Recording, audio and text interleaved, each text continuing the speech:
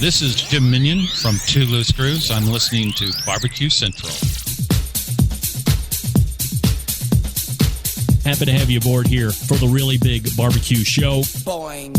We cook because we have to, and we grill because we want to. Hit me! Fine, how's it going? You have a great show. I'm a big fan. Boing. So what seems to be the problem here? This man looks like he's dead and he's in the crackle. Charbono! It's all about the Charbono, dude! Succulent fish! What? He ate 2 feet or wiener. Now listen, Lavernius, shut your face. I'm shaking like a dog shit peach seeds. We have top men working on it right now. Top men. And just like that, we are into the second hour. It's the Barbecue Central Show, your live fire, fun, and frivolity show coming to you from Cleveland, Ohio, where we do it live every Tuesday from 9 to 11 p.m. Eastern Time, also being recorded at the very same time for your podcast pleasure after the fact. Don't forget, you can follow me socially at BBQ Central Show on Instagram, Twitter, TikTok, and Snapchat. For video feeds, you can go to /BBQ Central Show on both Facebook and Twitter, /RD Rempe on YouTube. Your 3 different video feeds, if that's enough for you. Still to come on this show this evening, Weber's Grill Master and Pit Master and live fire expert, Kevin Kolman. Kevin Kolman will be joining us. I'm going to get emails like, why did you say that twice? Once in the first. If I get that, I will explain it next week. How about that? Coming up this Friday on the best moments of the Barbecue Central Show in 10 minutes or less, episode 164, taking you back to March 2nd, 2010. Steve Foreman was a guest of mine, and we talked with the Cow in Sow to Wow barbecue restaurant and catering business owner. That's right.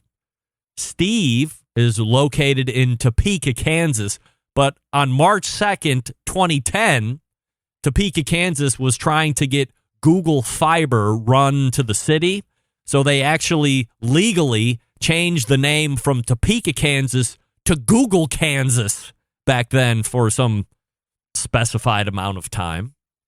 So if you go back and listen to that best of, or if you really go back and listen to the whole show and wonder why we keep referencing Google, Kansas, or, oh, I heard you mention Google, Kansas and got on the maps. There's no Google, Kansas. I know.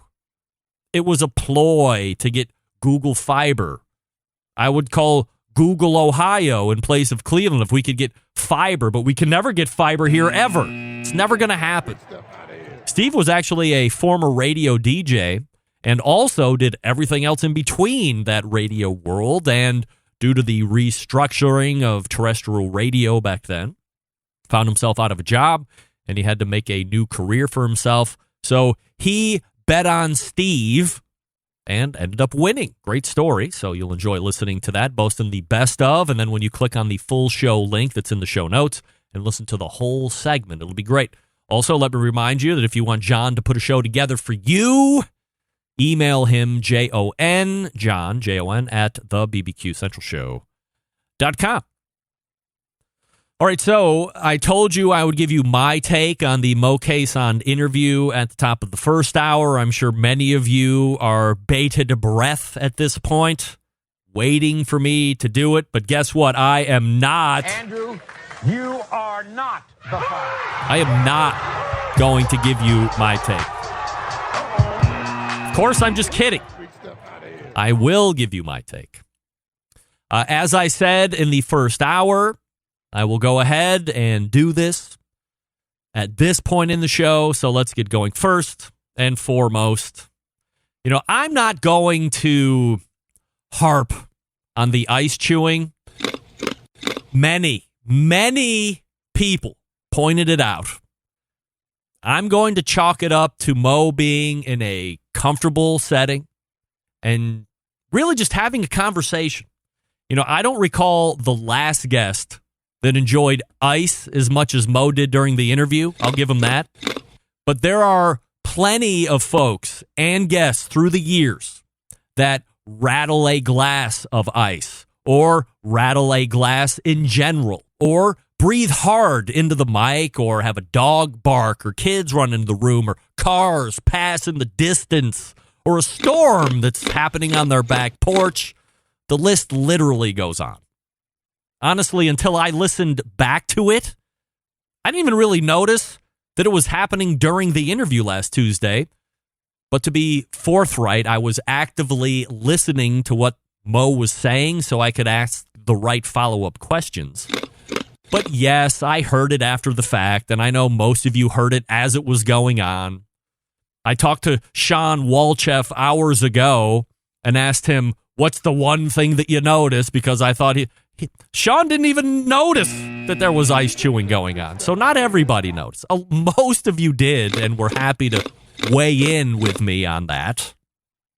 And as I mentioned before, reaction to the segment ran 50-50. So if you already liked Mo going into the show last Tuesday, nothing that he did and nothing that he said turned you against him during those segments. Likewise, if you weren't a fan of Mo going into last Tuesday, he didn't do or say anything that now made you a fan of his. So, in repetition, you liked Mo, you still like Mo. You didn't like Mo, you still don't like Mo. Smokin' Joe's Barbecue Pit still likes Mo. Now, Mo has a pretty healthy dose of self-confidence, undeniable. If you didn't know him prior to Tuesday, then maybe you thought he came off a bit arrogant. I'm not personally a fan of telling people how nice of a guy I am or how humble I am. Maybe you can get away with it once right up front in the interview, but I wouldn't be going back to that well personally for a second or third time, but that's just me. To me, that's something that people who talk about you should be saying. They should be extolling your virtues. I don't want to tell people that, but again, totally up to him. The one thing I don't agree with Mo doing, and this is my opinion solely, and as he said, he can have his opinions, we can all have our opinions. That's just the thing, right? As a culture, we can have our own opinions, and nothing has to change. We can just have our own opinions. But in my opinion, I think I wasn't a huge fan of Mo taking specific shots at other barbecue restaurants. Look, Cleveland isn't a barbecue hotbed. Des Moines is not a barbecue hotbed either. On many occasions, I have said on the show that Cleveland's barbecue scene, on the whole, sucks. But I'm not naming names of the sucky barbecue joints. I don't feel there is any reason to do that, but that's just me. And I think that's where the main issue lies with many of you guys. If Mo says the Des Moines barbecue scene blows from a high level, he skates. If he doesn't name anybody, or he doesn't call out Jethro's or Smokey D's, he skates. Or if he calls them out and says, that's good barbecue, or I also eat there, he skates. Nothing happens. Now, the heat gets turned up a notch because he's also talking about opening a barbecue restaurant in Des Moines. So, to me, why take shots up front before you're even open? But as he said, it's his opinion. We're all entitled to those. The folks who had an issue with Mo calling out specific places perhaps are incorrectly placing what they would do in that situation. That's fine and dandy, but no one asked you. They asked Mo. He answered in a way that you wouldn't. You don't like it, so you hammer him. But you shouldn't. It's just not how you would have done it if you were put in the same situation. He answered the way he did. That was right for him. Now, as far as the restaurant stuff, I think that there's a difference in what he's doing and the other names that he brought up during the conversation in which he thought were doing it the right way. For instance, John Lewis, Ron Killen, Aaron Franklin. Those folks, this is where the difference to me lies. Those folks are the owners of the business, or they have a financial stake in that business that bears their names. If it fails, they go out of business. They have a vested interest in making sure that those businesses succeed, not only for them, but for their employees as well. Honestly, that's not the case for Mo, right? That's not the case for him. If that restaurant gets off the ground and fails after 3 months, it affects Mo zero. No money investment, no stake in the business, no skin financially in the game. The only thing he would stand to lose is whatever monthly percentage he negotiated with the owners and investors of the restaurant. That's it. He would continue on as normal otherwise. By the way, a lot of people with names do that kind of deal. Some of them are right here on this show each and every month. And if I was going to get into the restaurant business, that is the only way I would get into the restaurant business. I will devise the recipes. I will teach the methods. I'll go over the holding processes and serving procedures. And then peace. Make sure my agreed upon percentage of the gross each month gets deposited into my business checking account, and we're good. Sign me up for that. But I don't want to open my own barbecue restaurant with my own money if I don't have to. I would rather do that deal. So here's two of the takes that I got in various forms that I wanted to address. The first one sounded like this in various forms. How can Mo get hooked up with a restaurant? He's a terrible competition cook. I've won more than he has, and I always finish ahead of him when we're at competition. Hey, that's great. Who cares, though? Winning in competitions doesn't mean that you're going to be successful in the restaurant business. Also, not winning in competitions doesn't mean that you don't know how to cook good food. Competitions and restaurants are not tied together. They are indeed independent. Mo has never claimed to be the best competition cook. But a lot of you are quick to point out what he hasn't won anything of note, and somehow that should turn and dictate his success going outside of the competition circuit. And that's just not a good take. There's no reason that you can tie one to the other and assume if he's not winning anything of note on the competition scene, then if he gets into the restaurant business, he's going to fail. You can't tie those together. Here's the worst take of the week. And I'm sad to say I got more than a few of these. Ready for this one? The only reason Mo is getting opportunities is because he's black. Bottom line, that is the worst take ever. You don't like his attitude. You don't like the fact that he was eating ice on my show. You don't like the fact that he doesn't have a lot of great, notable competition circuit wins. The list goes on. Fine. Don't like him for that. But don't bring that weak-ass Mo is black bullshit to my show. I'm not here for that. I'm not going to subscribe to that. You don't think Mo knows he's black? Trust me. He knows every day of the week that he's black. You don't think that he feels the pressure of that bullshit every day? You know what you don't know? You don't know what it's like to be black every day. So don't give me this weak-ass argument of why he gets opportunities and you don't get jack. I'll tell you why you don't get opportunities. Because you can't sell a TV show. You can't sell a cooking class. You can't generate interest or buzz when your name is mentioned in public. In other words, for as big of a deal as you think you are, you're nobody. You're like me. You're a nobody. I've met Mo in person. Nice guy. Mo has it. This might be a newsflash for some of you, so hang on tight. The majority of the best competition barbecuers in the country are not that great when it comes to personality or charm or charisma or machismo or just flat being interesting. They're not. Mo is, and that's why TV shows will cast him. And radio shows will have him on as a guest. His cooking classes will fill up, and he will be able to sell products. He creates buzz, he can market, and he will continue to win. And you will be a bitter bitch who plays the race card instead of trying to outwork him. How about that? How about working harder and becoming better? Can you do that? Also, work less on being a bigot. Myself and the world, thank you in advance for that. I will continue to welcome your reaction to the Mo Cason interview from last Tuesday. The email, greg at thebbqcentralshow.com. Kevin Kolman is in the green room and ready to go. Before we get to that, I will talk to you quickly about Pits and Spits. Since 1983, they have been handcrafting smokers and grills in Houston, Texas. In that time, establishing itself as one of the premier brands in quality offsets and more recently pellet cookers. Pits and Spits has made a name for itself as a high-quality maker using heavy 7 and 10 gauge steel in every cooker. Fully welded construction that you can feel when you use the unit. 304 stainless roll-top lids and front shelves on every single smoker. Why does it matter? Well, by using high-quality materials, you can reach and maintain temperatures more quickly, allowing you to worry more about the meat than the heat. By providing a fully welded smoker, you don't have to worry about grease and smoke leaking out of the barrel or that grill rattling apart as you move it through the backyard. Now, where some companies focus on being a low-cost provider, Pits and Spits focusing on craftsmanship and quality materials.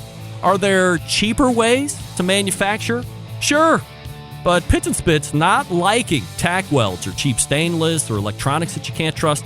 Having in-house manufacturing gives them complete control of the design and standards. That's not something you're going to find in a product that's brought in from overseas. Their steel suppliers supply materials to be used in some of the harshest environments around, so you know they're going to perform in all conditions. And their controllers are made right here in the States. They have unimpeded transparency into the program. Pits and Spits has a dealer network across the country, but if there isn't one close to you, feel free to give them a call to shop. Tell Coy I sent you, 844-650-6250. Whether you're a backyard grill master or a competition team, Pits and Spits is a product for you. You can check them out on their website, all spelled out, pitsandspits.com. Or you can see their pits in the wild across social media with their handle, Pits and Spits. Weber's Grill Master is up next. Are you ready? Let's go. Stick around. We'll be right back.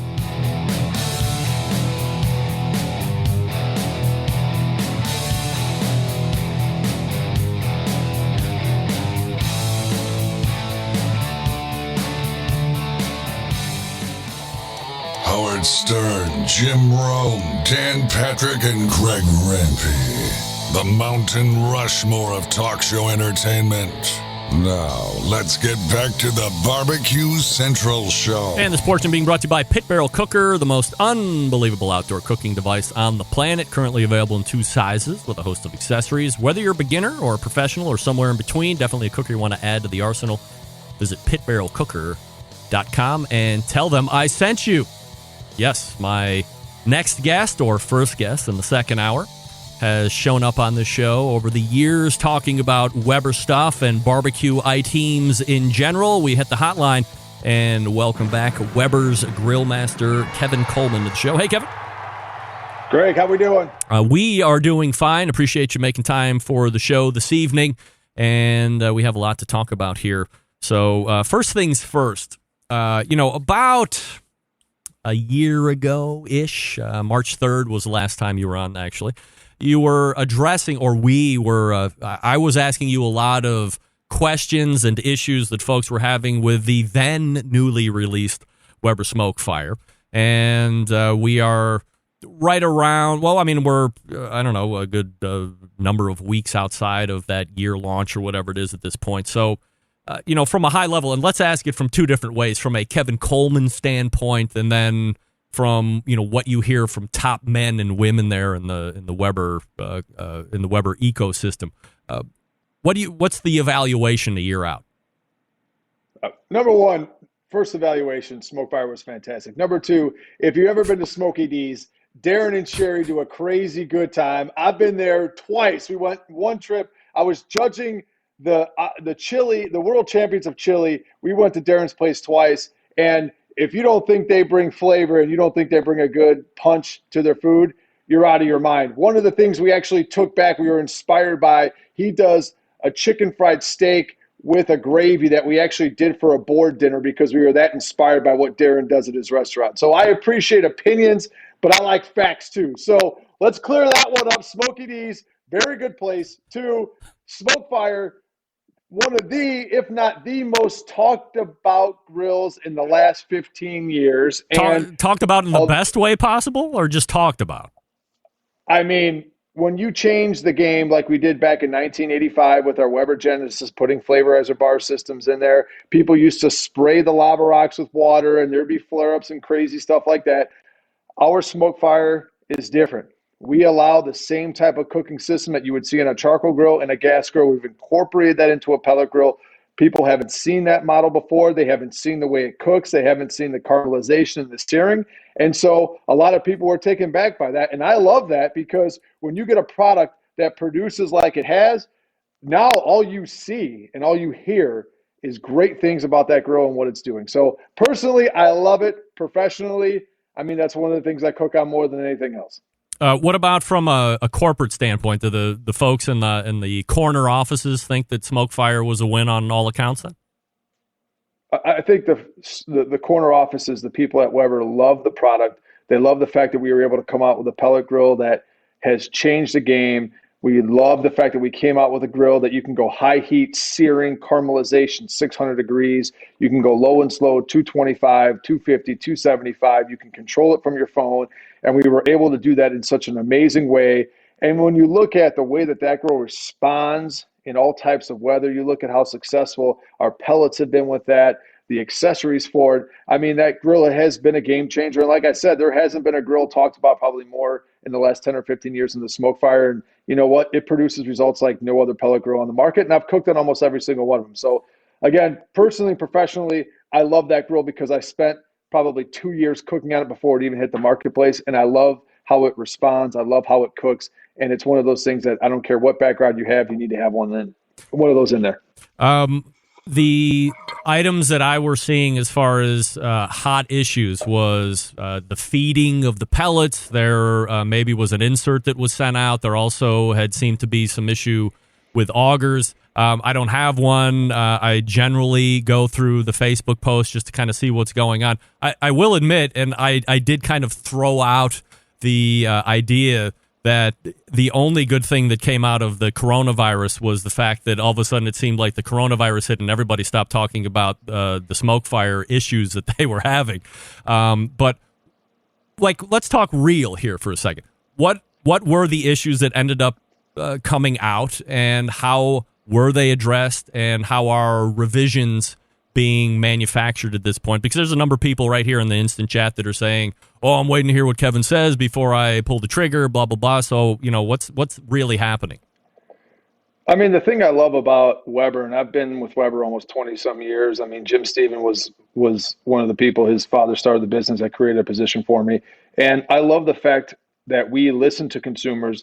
We constantly engage with them. We want their feedback. And this has been the evolution of not just the smoke fire. It's been the kettle. It's been our gas grills. And it's one of those things that when we looked at the smoke fire and you're seeing some things going here, people are using it this way, this is what was going on. The thing I love about Weber, we're so in tune with our consumer base, and we're so focused on consumers that we listen so much that we try to evolve as quickly as they are when it comes to cooking, right? And so when you see, could it be an auger? Could it be the chute? Could it be this? Could it be that?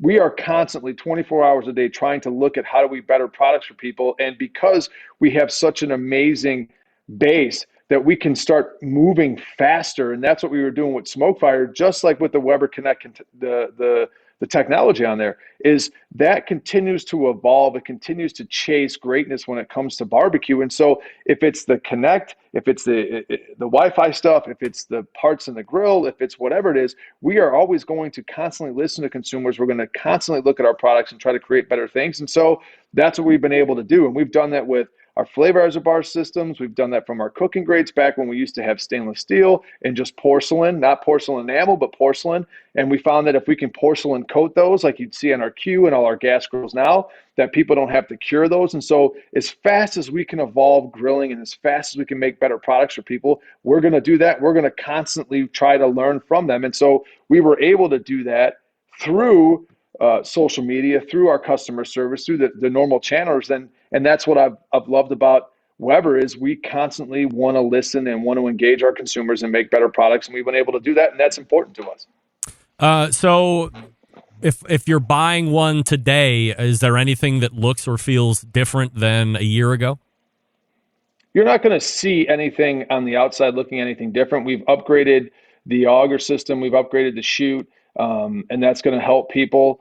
And for the most part, what you're going to find is the Weber Connect technology has evolved very quickly, and that's what's made people's lives easier when it comes to cooking, because it controls your grill. It allows you to, basically it'll tell you when to put a steak on, when to flip it, when to take it off. It will tell you pork shoals. It will tell you briskets. We give you guided grilling. So people that are beginners can really jump into the grilling game so much faster. And people that are advanced, we just give you the technology so you can now use that to better and make your lives easier. And so that's what I've loved about that grill is Genesis, our Weber Smoky Mountain cookers, our Summit Kamados.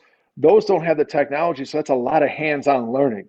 What we've been able to do is take myself, grill masters from around the world, take all that great knowledge, put it into that Weber Connect, and so it gets you up to speed faster and cook better barbecue. And I think you've even alluded to it where more people are cooking outside. They want to ease your track. They want to be able to create great barbecue. And that's what we've been able to do with bringing technology into it with the Weber Connect powered by the Juno S. And so, fortunately, we've made a grill that people can cook better food on, and that's important to us. All right, you're throwing a lot of things out here that I want to unpack here. I think we can put the smoke fire to bed at the moment, but let's go ahead and touch on something else. You mentioned Summit Kamado.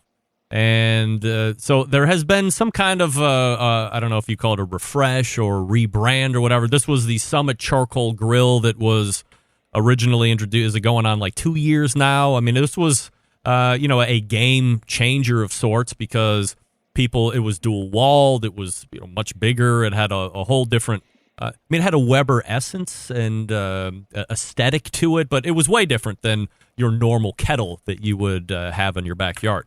And it was originally, I remember having you on the show and you're saying, hey, Greg, this is not a Kamado cooker. This is not being brought to market to be a Kamado killer or a big green egg killer or anything like that. And we were talking about what made it different and unique and why it wasn't a Kamado cooker. And now we have Kamado in the name. So what happened? I think what's happened is we came out with it as a Summit Charcoal, and I think people looked at it like, is this a grill? Is it a Kamado? Since so many people in the marketplace they think Kamado, they think the ceramic style cooking. And so what we looked at is listening to consumers again. And this is something that I love about Weber is we constantly want to listen and want to learn and how to evolve our products and how to market them better. And people were like, well, at the end of the day, it's a Kamado, and that's how they actually understood it. And so we rebranded it as a Kamado. And when you look at it, you said it the best, Greg, like I'm sitting here right now and I'm sitting with a double walled tumbler right now, right? And so when you look at the technology, you put a cup of coffee in a ceramic mug, it's going to stay warm for probably 10 minutes. You put it in a Yeti tumbler, it's going to stay cool for 45. And so that's the same technology that you're going to see built inside that Summit Kamado, where what I appreciate is when you have a grill that I can go up to 600 degrees and I can drop down to 225 to 250 in a matter of 30 to 45 minutes, it gives me complete heat control.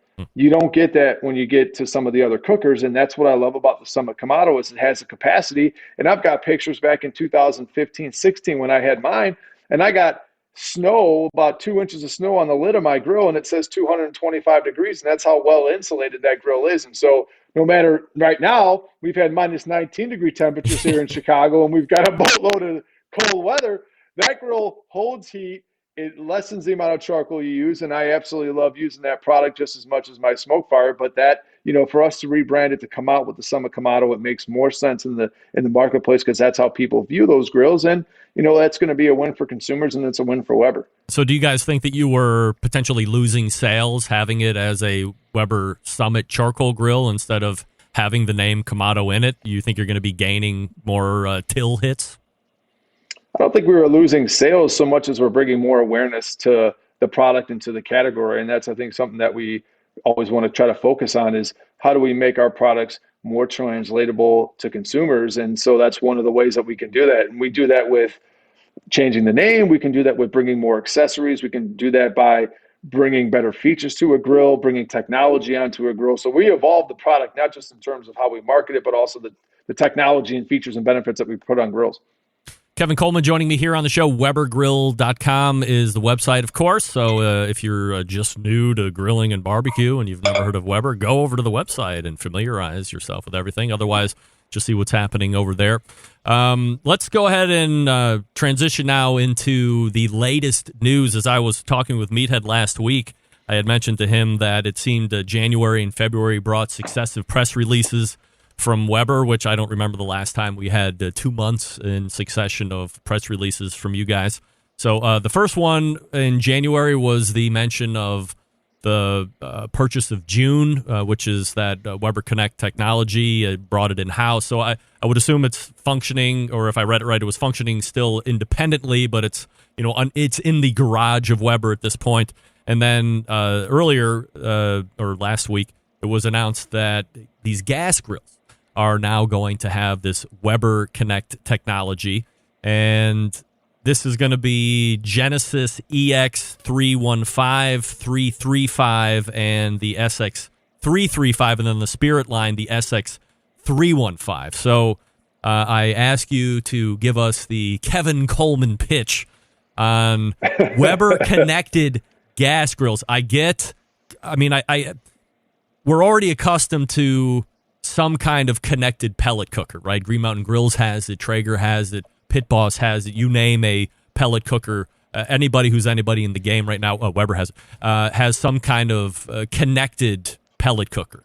But I think I've only seen a couple smart gas grills, and they were like in the stratosphere price. I think it was like Lynx or somebody like that had one a number of years ago at an HPBA expo.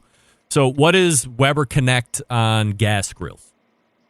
Well, we've been so fortunate to partner and now have June part of the Weber family that when you look at getting into a technology company and being able to impart that technology into our grills, we have found and we have seen that more people want technology. They want to be able to monitor grills. They want grilling to be easier, and that's what technology does. And when you familiarize yourself with June, that has been an integral part of Smokefire, which I think has been part of the success of how well people are cooking on that grill. And that's going to translate into Genesis and into Spirit. And so the fun part is you get from the beginner's guide to people just getting into grilling, and we're finding more and more people being at home, more and more people cooking. Well, let's try to get them smarter grills. Let's get them so when they have that steak that they buy from their butcher or from their grocery store, we tell you how to probe something. We tell you when to put it on. We tell you when to flip it. We tell you when to take it off. And so we teach you how to grill. And more importantly, if you're really a good griller, then that technology is more important because we give you such a precise reading on things that all you need to do is just click the app, open it up, flip, turn, take it off, and you're ready to go. And so that's where technology makes your life so much easier when you're going to be grilling. And for us, it was a no-brainer because we saw how successful it was with Smokefire. Now we're just translating that into our gas grills. And so that's what's going to make grilling more accessible to people. It's going to make it easier to people. And for the most part, it's going to allow them to cook in their backyard. I mean, both of my daughters, they're 6 and 8, Maddie and Kinsey, they love to cook with me, but they also have the Weber Connect app on their iPads. So it's kind of like dad being next to them, but dad's not next to them because then they can cook by themselves and they can monitor it and tell me what to do, which is really fun. And so that's the other advantage of technology is it really brings the family together. And you know what, from a Weber standpoint, we've been in the backyard for 60 years. We've had the most important conversations that families have had, and our grills have listened to those. And to be able to continue to do that for people and bring people together in the backyard and bring them closer together is important for us. And that Weber Connect is going to do that, not just in terms of cooking great food, but being connected with everybody. So the press release says, not to be redundant in your explanation, but the Genesis and Spirit Smart give you synchronous grilling results. So through a digital display on the grill, outdoor cooks can tap into Weber's Connect technology. Precision, accuracy, easy to use, visual dash. So is there like a screen on the grill itself? So the cool thing is you're going to find a screen on the side table that's going to directly look at it. It's got 2 probes so you can probe your meat with it. It's got an ambient probe that's wired in that goes to the grill that actually will tell you the temperature of the grill. And so you're able to monitor the grill, monitor your food, and it's all going to be through your phone. And so instead of having to sit next to the grill, which at sometimes you want to get away from your family, you want to use that as the excuse, you can do that, but you can still monitor it from your phone. But the great part about it is it monitors it all for you. So it tells you when to flip, tells you when to take stuff off. Even if you're doing a brisket or ribs or shoulder, it will tell you when to wrap, when to check for doneness, how long it should rest. And so that's all the cool things that, I mean, between myself and my team, we've cooked over 900 different things, thicknesses, brisket, shoulder, anything you could think about, we've taken the data from and we've incorporated it into Weber Connect so that way people can mimic the same results and have great barbecue, and that's the important thing for us. You also have what they call grilling inspiration, so I would assume that there's some type of ongoing catalog that's being uploaded and or added to for recipes and food ideas? So we're constantly looking at ways that we can make food better for people. So we're going to continually, and that's what you have to love about technology, is it allows us to add more to the app. It allows us more inspiration that we can put in front of people. So we can design recipes. We can design more cook programs. The thing I love about the Weber Connect is it allows us as a company to pursue grilling perfection faster than we've ever been able to do before. And that's exactly what you want for people that cook on your products. You want them to find that perfect barbecue. And so for us to be able to get the data back, to be able to have data that people can use, we're evolving this process faster for them, and we're creating better barbecue for them, which the pursuit of excellence when it comes to barbecue is quicker and faster for us as a company. And that's exactly where we want to be. The other thing that I wanted to ask you about, and I guess it's more on the how. For as long as I've had gas grills, and by the way, there are a lot of people out there who have no problem taking a Cleveland steamer all over gas grills for some reason, but it ain't me, pal. I mean, I am gas grill through and through. I love it. I use it 3 or 4 times a week, ongoing. Doesn't matter if it's 19 degrees above, below, or 79, whatever. It doesn't matter. I love gas grills. But, you know, there always is a propane level potential issue, which is why I always have an extra one at the ready just in case I run out mid-cook. It says you can monitor the fuel level right through this Weber connectivity. How the hell does it do that? So we have a tank scale that's monitored through the Weber Connect app, and so it's able to check how much fuel you have in your tank. It'll basically tell you when you're getting close, and you'll see it. It's time to have a new tank ready or time to order a new tank, which is important. And that's all the pain points that when you look at from a consumer standpoint, it could be the pellets too. Like when you look at the smoke fire, it has a signal in there that when you're getting low, it'll tell you, it'll give you an error. It's going to say, well, not an error, it's going to give you a message. It's going to say, hey, you've got a low fuel, you need to add more. And so that's where when you look at people and cooking, we need to help them through those pain points so you don't end up like me, headed down the Soldier Field cooking for a Bears game, and all of a sudden you forget that the tank that you had was only a 2-pound and you need a 20-pound, so you got to pull off and go to a Walgreens right off of Wabash to get more fuel for your grill. And so that's part of the cool stuff that we do for consumers is take those pain points away and make it easier for them. So there's LED lights, there's electronic ignition, there's the Weber Connect, there's the tank scale. And so all these cool things we incorporated in to make people's lives easier when it comes to grilling. And we know that more and more people are out in their backyards cooking. And so we have to be able to provide them better products to do that and have an easier time so they can continue to make those amazing memories in their backyard. And you know what, that's important to us, and it's important to people that use our products. All of the pellet cookers that have this kind of technology are units that you have to plug in. How is this powered? So it's we got a couple ways. So it's powered by 6D batteries, or you can actually plug that in to a wall via, I can't remember off the top of my head the connection, but it's powered very similar to the way you would plug an iPhone into your wall, and that powers up the grill, and so you're ready to go. So not a huge amount of power running off of it, but the D batteries give you about 26 to 30 hours of cook time on that grill, which is substantial, or you can plug it in and that'll give you some power too. Now let's play I'm the old man on the lawn story here for a second, because Meathead did quite a good job of arguing for the continuance of technology. And look, I think we can all agree. I'm the least likely to rail against technology. If you could see behind me and what's in front of me and how I do the show and how savvy I am a firm believer. You are pretty savvy. I am big pretty mic, savvy. Big background. That's right. I'm in New York City, private jets, the whole thing. However, like Meathead said, gas grilling is tough and blah, blah, blah. And I'm like, is it? Like, can't you cook on your gas grill, whatever gas grill it is, 8 times or 10 times and pay attention 8 times or 10 times and learn your cooker? When I got into barbecue, people said, hey, take the time, whatever cooker you have, learn your cooker, and that way you can know how hot it's running and where it's hot and where it's cool, and you can flip this and flip that and the temperatures. And I firmly believe in using thermometers at any and all points, sole for safety versus all that pushing bullshit and whatnot.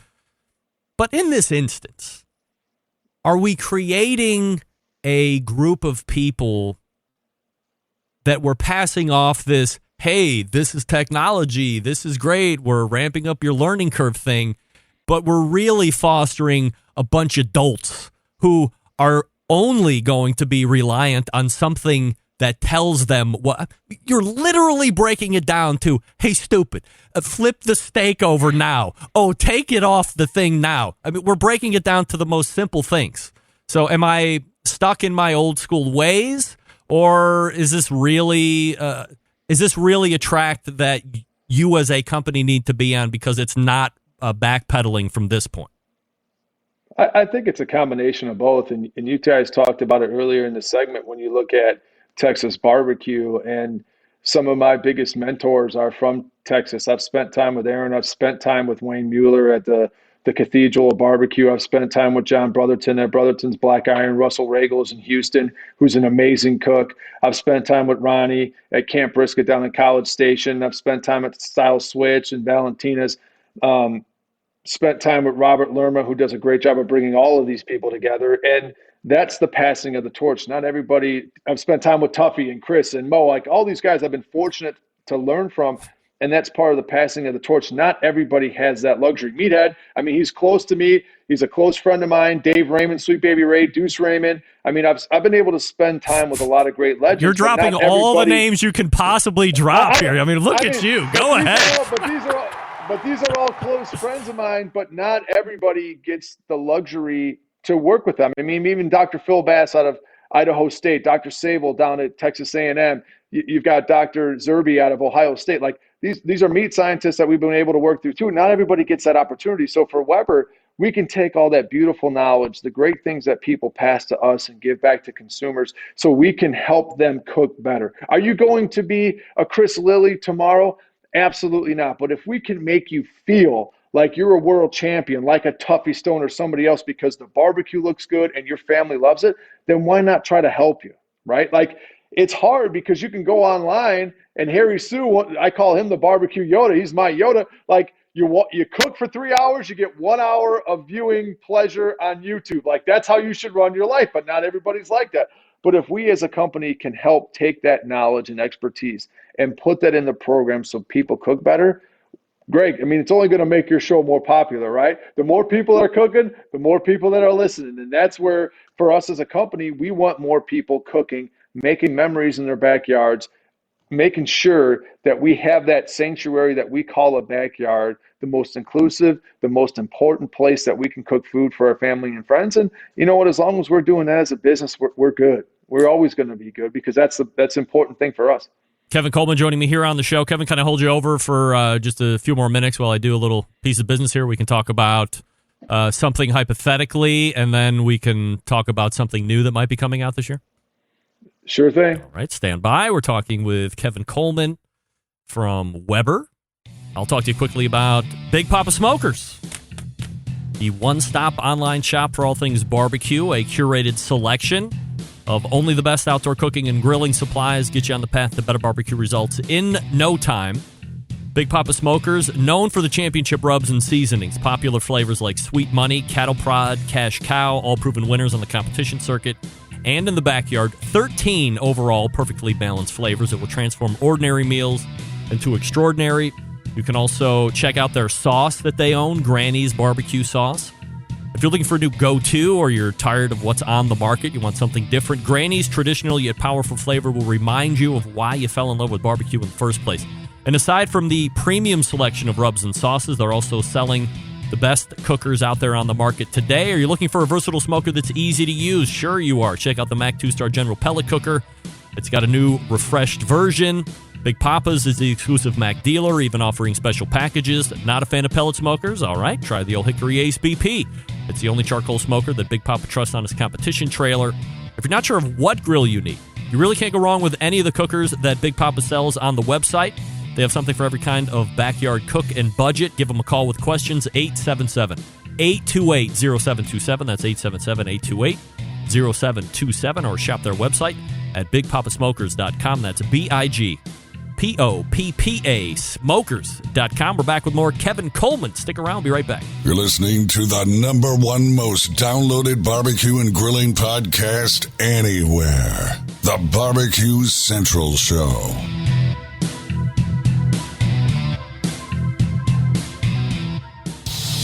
Celebrating over 10 years of prolific and unparalleled live fire barbecue and grilling talk.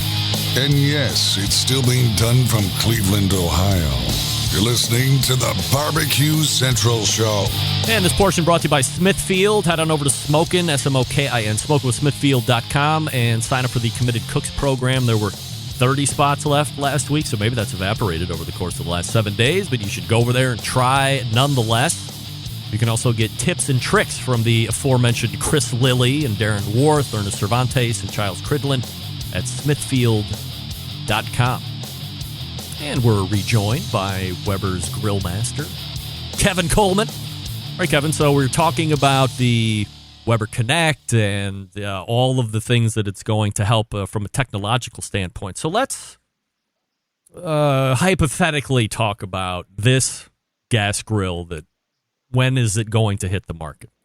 The thermostatically controlled gas grill. I know that you have something akin to that in the house called an oven, and I don't know why, for whatever reason, we have not seen a thermostatically controlled gas grill to this point in 2020 with all the other technology that's available to us at this point. So what is the deal with that? How come there hasn't been one out there, and is there one on the horizon?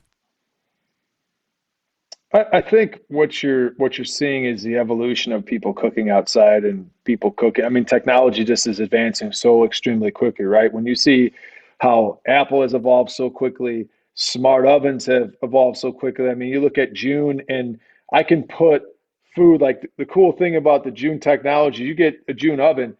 My daughters can take food out of the freezer, put it in the June oven. It tells them what it is, and they can just hit a button, and it actually cooks it for themselves, and they don't have to do much. And so when you look at technology, it helps us evolve, and it helps us cook faster. It cooks better. And so the more that we can incorporate that into what we're doing, the easier it's going to be for people to have barbecue accessible to them. And that's going to be important. And so do I see things like that coming sooner than later? Yes, because you're starting to see much, much more technology put into grills. And that's the great thing about Weber is we're constantly looking at how consumers use our products. We're constantly listening to them. And the more that we can listen to them, the more we can make barbecuing more easily accessible and also easier for them to do, the faster we're going to be able to evolve as a business. And we've been able to do that with our grill so far. And we're going to hopefully be able to do that for another 60, 70, 80 plus years. So what's keeping a thermostatically controlled grill out of the market? Is it that difficult to figure out? I don't think it's that difficult. I think it's just figuring out how to make that specific model, because you have so many layers of technology built into all that stuff, right? And so you saw cars before didn't have a lot of technology. Now you start seeing more and more. It tells you when to get an oil change, tells you how long you can get on a tank of gas. It basically can almost self-drive itself. And so you're seeing the same type of stuff with grilling, just like what we're doing with, you have guided grilling where you put a steak on, it tells you when to put it on, when to flip it, when to take it off, how long it's to rest. And so I think eventually you're going to start seeing more and more into that. I just think we have to, as a barbecue world, evolve quicker and faster. And you're starting to see that with more technology built into things. And so do I see that on the horizon? Yes, I see that. Is it going to make grilling more accessible to people? Yes. More importantly, we have to be able to make products and use that technology so they can actually benefit from that, as opposed to just having technology to have technology. But it's not new technology. I mean, thermostatically controlled anything has been around for 100 years or something like that. I mean, this isn't like we're changing, like we're not making these self-driving cars like you're talking about, where we haven't had that technology and we're literally on the cutting edge every day. I mean, this is something that's just been around and it just hasn't found its way to the... I think if you get a thermostat... By the way, I have no idea what I'm talking about, but I'll just throw it out there. I think if you get a thermostat... But you're using good big words. You're sounding really smart right now, Greg, so I appreciate it. I think if you throw a thermostatically controlled grill out there and you have your Weber technology or connectivity, for, just to use Weber, for instance, that kills that kills everybody else. You corner the market. Now you can go out and say, okay, turn that grill to 350 degrees and do this, and then magically this burner turns on and magically this one shuts off. I have no idea how that shit works, but then you can get out there and literally tell people you're cooking on a grill, but it's really acting like a stove, and it's technology that's already out there. Is it just that hard to incorporate into a grill? Well, I think there's a lot of dynamics when you talk about technology being incorporated into grilling, because you have heat, you have meat, right? And that's the changing thing. Is gasoline is pretty much the same, car engines are pretty much the same. When you look at meat, it's an animal, and that animal is not the same every 2 years or 6 months or 9 months when it's harvested. So that continues to evolve. And when you look at the weather outside, you're in Cleveland, I'm in Chicago, the weather constantly changes, that changes things. And so there's a lot of variables that go into cooking, and that when you're inside in an oven, I mean, it's perfect because you have really no variables, right? I mean, basically it's just putting your food in. The temperatures aren't swinging because you don't have winds, you don't have cold, you don't have gusts, you don't have rain, you don't have anything else going on. And so all that stuff has to be built. And I think that's what you're starting to see more of being done. And I think when you can eventually get to a point where you can provide people a product that they're going to be able to use, and it's going to be able to provide them that constant ease of use like you would have inside of your oven, you're going to see more of that build. It's not a new technology by any means, but you also don't want to put out a product that you give people like, well, this is how it's supposed to work, and it doesn't live up to that expectation, right? And so that's part of, I think, the give and the take is making sure you've got a great product that people can use in their backyards, that the technology works, and that they're able to create amazing food. And it's not even a thought process of, I forgot that this is even outside, right? Kevin Kolman joining me here on the show. WeberGrills.com is the website, of course, and you can follow Kevin on social media. Anything new coming out this year, Kevin?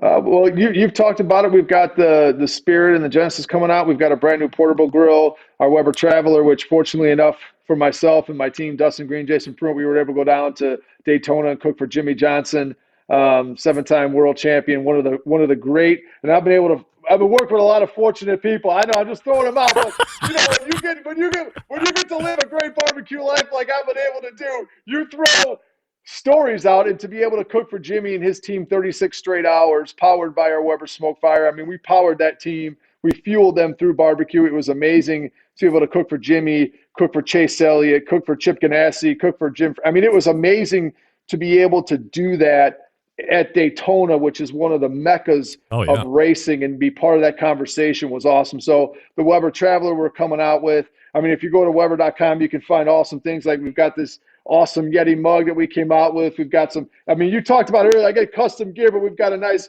beautiful Weber zip up that's coming out soon, aprons and a bunch of cool things. So every, let's say 2 to 3 months, we got new stuff coming out, which is awesome. So, we're trying to keep up, and we're trying to have fun and engage our consumers and just create this awesome vibe about just cooking on one of the best grills that you're going to find out there. And, as long as we're doing that and enjoying life, we're all going to be good, I think. All right. This is Kevin Kolman. He is Weber's Grill Master, WeberGrills.com, the website, of course. Weber is probably on most of our backyards, if not all of our backyards. So I appreciate you taking the extended time tonight, Kevin, as always, answering all the questions. And we wish you continued success. And until the next time, my friend.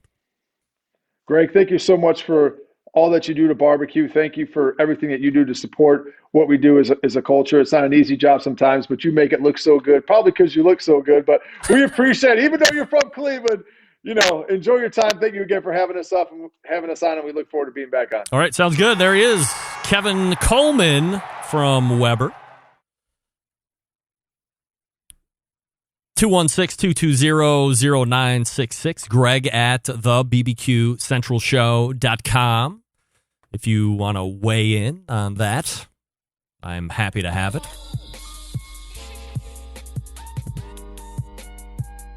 Dan weighing in. Batteries don't work so well at -8 degrees. -8? That's a damn hot storm going on where you're at. -8.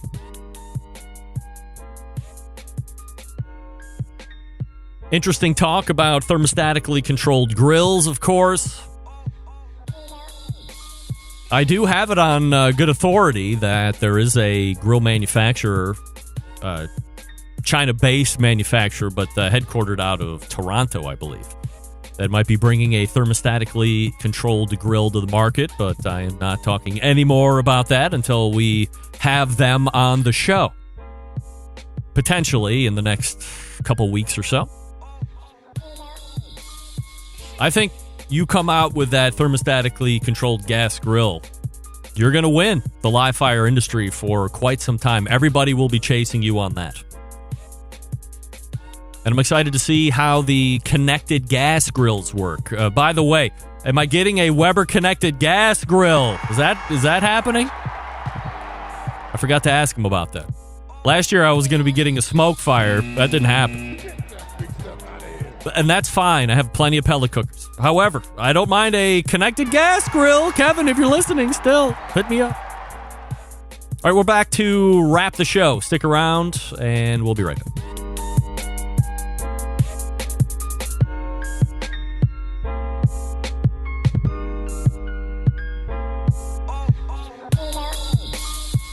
Whole packers, full racks, legs and thighs, injecting butts. If you've never heard this before, you might think you found the best XXX show ever. Let's get back to the most homoerotic host out there today, Greg Rempe. All right, this portion brought to you by Vortic Watches. Vortic Watch Company, a small batch custom watch manufacturing and vintage restoration company located in northern Colorado. They take unique American pocket watches, just like this one right here, or there. Yeah, there you go. Okay. And turn them into unique wristwatches. Their mission, wow, that is not coming into focus, is it? How about that? All right. That worked. Their mission, preserve and enhance the legacy of manufacturing excellence in America. In order to do that, they combine traditional and cutting-edge technology to create unique, quality, functional timepieces with exceptional value. Here's the coolest part. Each watch that Vortic makes is unique, one of a kind. Vortic founded on the motto that America wasn't assembled, it was built. Check out vorticwatches.com for more information, by the way. If you follow them like me, and they're selling one a week right now. I think they said by the end of March, they're hoping to ramp up production and have one a day. But the one that they had for sale today, and that goes for sale at 2 p.m. Eastern, 12 Mountain. Most of us are on the Eastern time zone, I think, or at least that's how I operate. So if you want to get one, they sell out rapidly, like minutes. They've done quite a marketing situation there. The timepiece they had today was absolutely exceptional, exquisite, beautiful. The list of adjectives goes on. It was sold in 5 minutes. And it was a homage and throwback and honor to 1 year ago, they won their lawsuit against Hamilton Watch Company, which is owned by the Swatch Group, which owns 16 of the biggest watch brands in the world. And they persevered and won their lawsuit. They were almost cut out at the knees right in the beginning. And they were able to persevere, and they were ruled in favor of. So Vortic was able to continue on. Pretty awesome. So Make sure that if you're in the market for that kind of a watch, that you sign up for the newsletter and that you just show up around 2 p.m. Eastern or 12 Mountain as those watches go on. If it's something that you like and it's available, don't wait for even 1 second. Purchase immediately, because in minutes it will be gone. There's no doubt about it. All right, let's go ahead and make tracks out of here. All the way back in the first hour, we talked with Stephen Reichlin from Barbecue Bible. Then we talked with first-time guest Dr. Robert Moss. RobertFMoss.com is his website. First-timer. And then in the second hour, we had extended conversation with Weber's Grill Master, Kevin Kolman. Talking about Smokefire, talking about the rebrand of the Weber Summit Kamado, and the new connected gas grills on the Genesis and Summit line, and hypothesizing about the potential of thermostatically controlled gas grills. They have a new Weber Traveler coming out, a portable grill. Big show planned for you next week. It is the fourth Tuesday, so we have a visit from Derek Riches coming up. We also have the Embedded Correspondent segment coming up, amongst other ITs, so stay tuned for that. September 11th, 2001. I will never forget. Till next Tuesday at 9 p.m. Eastern, this is your program host and proud U.S. American. What? Until next Tuesday at 9 p.m. Eastern, this is your program host and proud U.S. American, Greg Rempe. Good night now.